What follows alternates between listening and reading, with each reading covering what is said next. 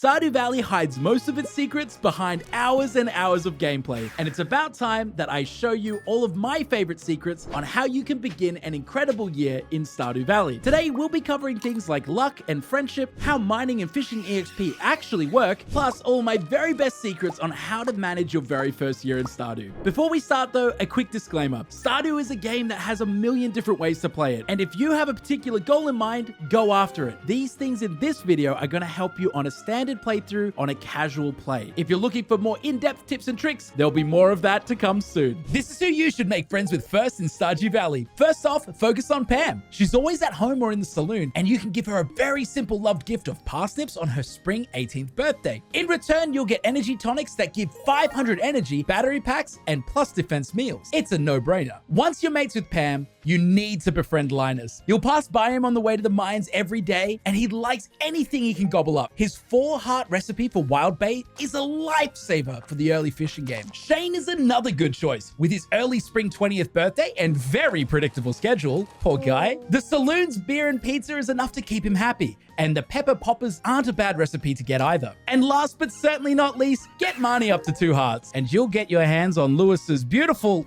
disgusting purple shorts. Here's what luck actually does in Stardew Valley. We all know to save our big mining trips for a perfect luck day. But did you know you'll not only find heaps more staircases, but you'll also have a way better chance of finding geos and coal drops. And on the off chance you die, you'll also lose less golden items. Having better luck also helps with your chances of getting treasure chests and mystery boxes. If you chose the forester farm, you'll even get more wood skips from your pond and more wood from your trees. It's a forester's dream, but that's not all. With better luck, you'll also get better items from rummaging through trash cans. I wonder if Linus knows about this one. Now that you're across some of the more hidden things in Stardew Valley around friendship and luck, it's time to look at those core mechanics. We're going to focus on farming, mining, and fishing for now so that you can get across how all of those individual systems work. Here's how you can make mining easier in Stardew Valley. It's easy to run out of inventory space in the mines. To fix this, simply place a chest next to your elevator before you start mining. Then, every 5 levels, you can go right back up to the top and drop off all your goodies. It's a lifesaver. As you go down the mines, you'll level up your combat and mining skills. This will grant you access to new items like bombs and staircases, as well as double geode and ore drops. You can level up your mining skill and get more ores by breaking rocks and gems. If the rock doesn't drop anything, you won't get EXP for it. Once you've got the ores, you need to upgrade your tools at Clint's. You should have copper tools by level 30, steel tools by level 40, and gold tools by level 80. Or mining will take twice as long. And remember, the further you go down, the harder the monsters are going to be. So what weapon should you choose? Well, clubs and hammers, of course. There's no question about it. Here's everything you need to know about fishing in Stardew Valley. You can fish with a fishing pole, and you'll need to play this mini game to keep your catch hooked. You'll start with a bamboo pole, but when you're ready for an upgrade, you can grab a fiberglass pole and use bait for better catches. You can boost your fishing skills with plus fishing dishes, like the trout soup from Willie's shop. A higher fishing level means a bigger minigame bar, faster bites, and higher spawn rates. If fishing still is giving you a hard time, try the training rod. It makes it so much easier to hook those first few fish, but you'll be restricted to only basic fish. A good fishing technique is to use short, sharp clicks to keep that fishing bar moving. And when you think the fish is about to shoot upwards, try and ride that bar with it. With a little bit of practice, you'll be really good. Here's how you can maximize sprinkler space on your farm. I'll be using the top right portion of the Meadowlands farm as an example, which is roughly 300 tillable spots. If you're using basic sprinklers, this pattern will give you 200 tillable spots for 56 sprinklers. If you're using quality, it's this pattern, and you'll get around 230 spots for 29 sprinklers used. And finally, for the very expensive iridium sprinklers, lay 15 of them out like this, and you'll be closer to 260 tiles. But look at all of that wasted overlap. But which one should you choose? Well, it depends on your playstyle. Hate going to the mines? Just get iron bars as quickly as possible and take the basic sprinkler approach. In the late game with lots of access to iridium, use those instead. For me, iridium is a little too expensive and it takes a long time to get, so I usually stick with good old reliable quality sprinklers. Now that you know all the basics, I'm going to show you how everything can work together to get an incredible first year in Stardew Valley. Here's how to make the most of your money in the first week of Stardew Valley. First up, you gotta focus on fishing. The most valuable early game fish can be caught in the mountain lake, but when it's raining, you should spend all day catfishing in the river.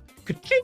If you'd rather be farming, make sure to plant potatoes. With a 25% chance to get an extra tater, they're gonna make you much more money. Later in the year, go for those strawberries or those cauliflowers. And don't throw out your mixed seeds. Each one is a free 35 to 175 G, just waiting to be harvested. Next up, make sure to keep checking Pierre's billboard for quests. Any requests for an item will pay 3 times more than what it's originally worth. That's a whole lot of dollar. Artifact spots are also a pretty good source of money, and you'll even get 250 G from Gunther for filling that first museum spot. And finally, if you prefer mining, grab your pickaxe, crack open some nodes to get those shiny gems, and watch the money pile up. With a bit of luck, you'll be making hundreds in just a few short days. Here are the things I wish I knew when I started playing Stardew years ago. First up, if you need money fast, you don't have to wait for your shipping bin. You can sell your crops to Pierre, fish to Willy, and you can even sell to Clint. Bet you forgot about him again. Don't let bad luck keep you down. Bad luck doesn't affect your fishing bite rates, quality of the fish,